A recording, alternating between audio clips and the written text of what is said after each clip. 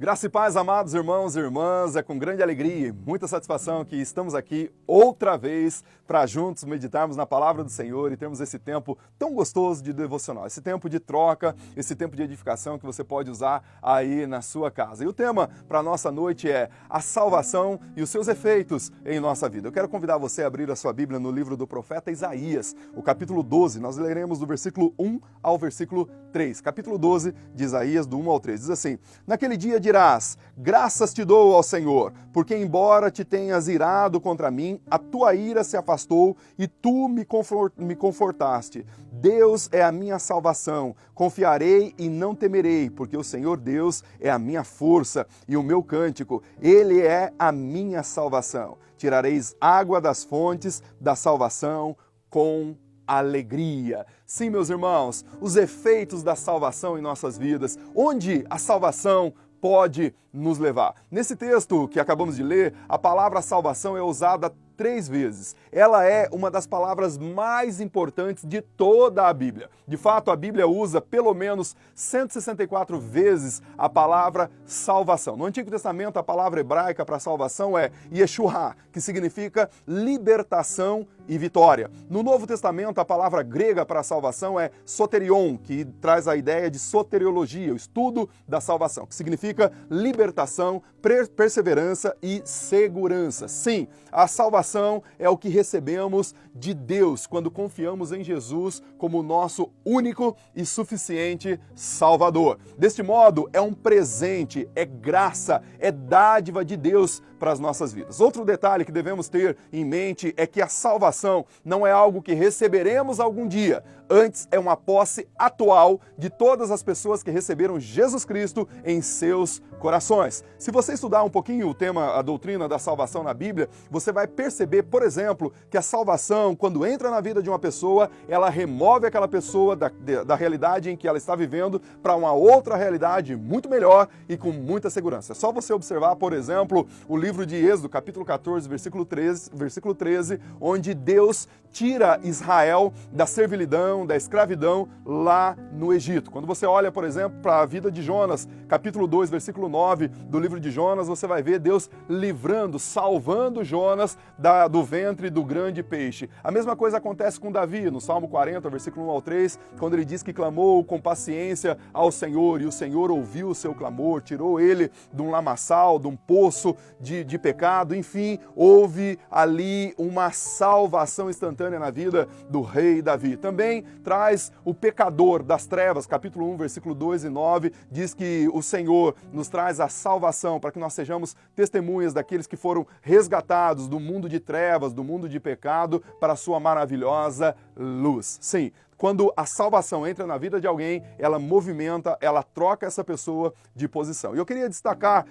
e usando esses minutos com você, falando um pouquinho sobre a salvação e aonde a salvação pode nos levar quando nós estamos efetivamente voltados ao Senhor. O primeiro lugar que a salvação vai nos levar está contido lá em João capítulo 14, versículo 1 ao 3, onde Jesus diz: não se turbe o vosso coração, credes em Deus e credes também em mim. Na casa do meu Pai há muitas moradas, se não fosse assim, eu vou-lhe teria dito, vou preparar lugar para onde que eu estiver, estejais vós também. Isto é, Jesus já preparou um lugar, tem um lugar especial para mim e para você. Então a salvação nos levará ao céu, para o céu. A salvação é a chave que abre a porta do reino de Deus. Vejam as glórias dessa cidade, vejam as glórias desse reino. Apocalipse capítulo 21, versículo 2, o versículo 18 e também o versículo 23 diz, o apóstolo João, entrando nesse lugar celestial, nessa cidade santa, ele diz o seguinte: vi também a cidade santa, a nova Jerusalém, que descia do céu, da parte de Deus, preparada como uma noiva, enfeitada para o seu noivo. A muralha é feita de jaspe e a cidade é de ouro puro, semelhante a vidro límpido.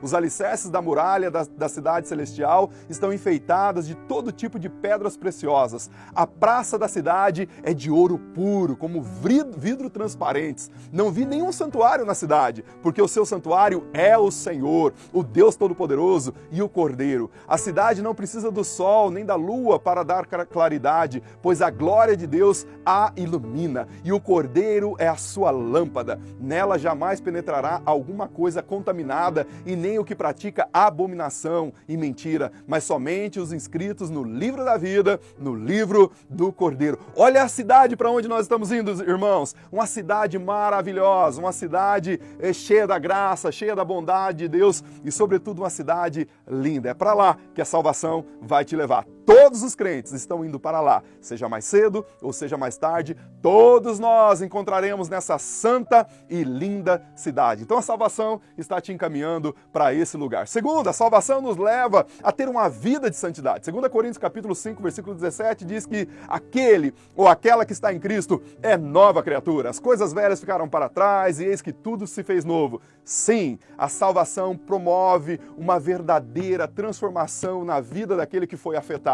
Ninguém pode receber a Jesus e permanecer da mesma maneira, do mesmo modo. Também, uma das marcas do verdadeiro arrependimento para a salvação é uma vida drasticamente mudada. A isso a Bíblia chama de metanoia, mudança de rota, mudança de atitudes, literalmente um giro de 180 graus. É como se eu estivesse indo para frente e agora eu retorno e olho para trás. É uma mudança completa e cabal na minha vida. O que vai dizer 1 João capítulo 3, versículo 9, diz o seguinte: todo aquele que é nascido de Deus não vive na prática do pecado, pois o que permanece nele é a semente divina. Ora, esse não pode viver pecando, porque é nascido de Deus. Sim, aquele que é nascido de Deus não vive pecando. Paulo demonstra essa realidade depois de mostrar a vileza do velho homem, ou seja, a vida vil do velho homem. Ele diz que nós precisamos nos revestir do novo homem. Colossenses capítulo 3, versículo 10 diz: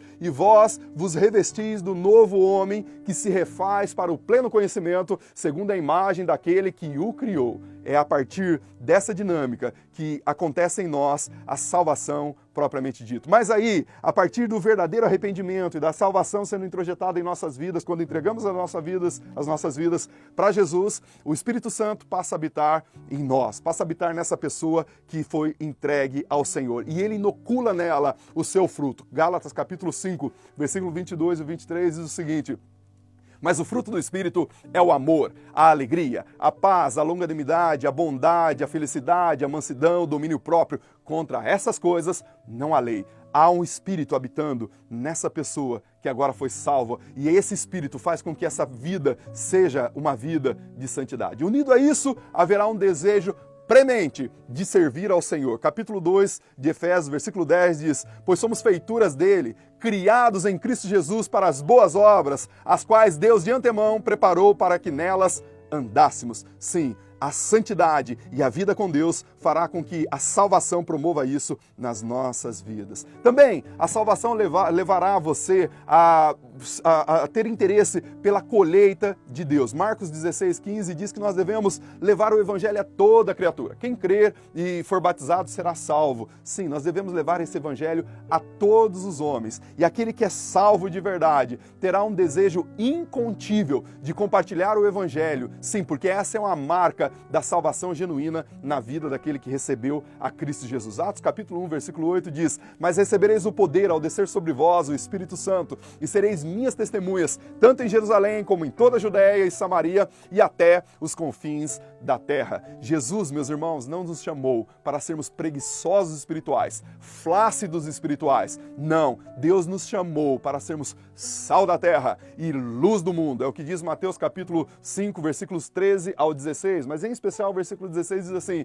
assim brilhe também a vossa luz diante dos homens, para que vejam as vossas boas obras e glorifiquem a Deus, o Pai que estás nos céus. Meus irmãos, se nós nos dedicarmos à sua obra, a colheita é certa. É o que diz João capítulo 4, versículo 35. Não dizeis vós que ainda há 4 meses até a ceifa? Eu, porém, vos digo, erguei os olhos e vedes, os campos, pois, já estão brancos para a ceifa. Se nós formos de fato lavados e redimidos pelo sangue do Cordeiro, teremos o desejo de sermos esses ceifeiros, os pescadores de homens, como diz Jesus lá em Marcos capítulo 1, versículo 17. Creia nisso, meu querido. Creia nisso de todo o seu coração. Todo cristão é uma testemunha do Senhor. Seja a favor de Jesus ou seja contra Jesus. Mas nós somos testemunhas. A sua vida pode depor a favor ou pode depor contra. E vale uma pergunta: qual testemunha você tem sido? Qual tipo de testemunha você tem sido diante do Senhor? Mas a salvação, finalmente, vai te levar a um desejo premente de estar na casa do Senhor. Todo salvo quer se unir aos demais salvos. O Salmo 133 diz: quão bom e quão agradável é que os irmãos vivam em união. Ali o Senhor ordena suas bênçãos para sempre. Essa unidade, essa união é marca daqueles que foram salvos pelo sangue do Cordeiro. Hebreus capítulo 10, versículo 25 diz: não deixeis de congregar, como é o costume de alguns. Pelo contrário, façam admoestações, ainda mais agora que vocês veem que o dia do Senhor se aproxima. Sim, a salvação é sempre acompanhada do desejo, o desejo ardente de se reunir com o povo de Deus para adorá-lo comunitariamente. É isso que os salmos, ou disso que os salmos tratam. Os salmos tratam de um povo que está subindo para adorar ao Senhor em espírito e em verdade. Essa era a alegria, por exemplo, do salmista no Salmo 122, quando ele diz: alegrei-me quando me disseram, vamos à casa do Senhor. Sempre haverá no coração do salvo um desejo profundo de adorar, de louvar e de servir ao Senhor. Então a salvação está te encaminhando para esse lugar. Agora veja, se a sua salvação não levar você à santidade, à colheita e à casa do Senhor, provavelmente ela também não te levará para o céu. Então guarde isso na sua mente e no seu coração. Certifique-se de confiar em Jesus para a sua salvação. 2 Pedro capítulo 1, versículo 10 diz: por isso, irmãos, procurem com empenho cada vez maior confirmar a vossa vocação e a salvação e a eleição de vocês, porque fazendo isso jamais tropeçarão. Guarde isso na sua mente e no seu coração. A salvação está te levando para o céu, mas existem elementos na sua vida que devem ser agasalhados e desenvolvidos em nome de Jesus. O motivo de oração para a nossa noite é o seguinte: para que Deus dê sabedoria aos gestores da nossa cidade no combate desta pandemia e para que as estratégias adotadas sejam eficazes na contenção desse vírus e que nós possamos vencer essa barreira, esse momento, essa dificuldade na nossa cidade. Deus abençoe você, Deus abençoe a sua família, em nome de Jesus. Amém e amém.